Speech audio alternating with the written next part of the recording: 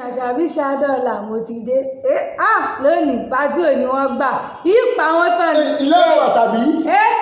ẹ̀ka sábà borí kí. ojú rẹ̀ mọ̀. àbẹ́ rí pógún régé gan ni. níwọ̀n náà. bẹ́ẹ̀ ni. dákùnjọ ti gbọ́. pé kí ni.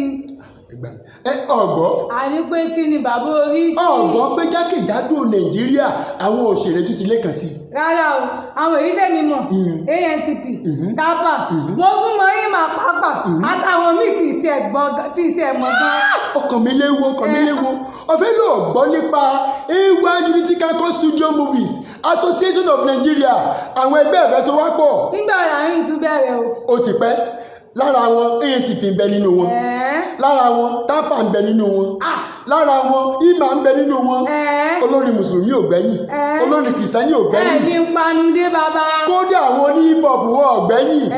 àjọṣe òwe ẹ̀jẹ̀ àjọṣe òwà ẹ̀jẹ̀ àjọṣe ò gbogbo wa o ọgbọ́n ń bẹ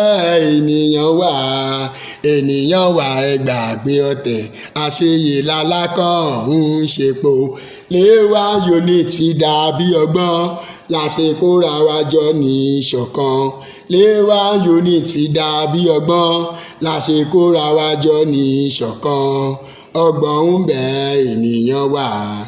ènìyàn wà gbàgbé ọ̀tẹ̀ àṣeyè lálákàn ń ṣepo. ó ti digi àràbà AY Unity Campus Studio Movies Association of Nigeria ó ti digi àràbà ẹ máa bọ̀ lóde eré ní ọjọ́ 13 oṣù 12 ọdún tí a wà yìí gbọ̀ngbọ̀n aṣọ akutuku awu ẹ̀ríran wò. LKD, I'm coming again. Oya gbogbo yìí, ẹ̀gbọ́n gbogbo tí ẹ ta pátá ló ń bá wí.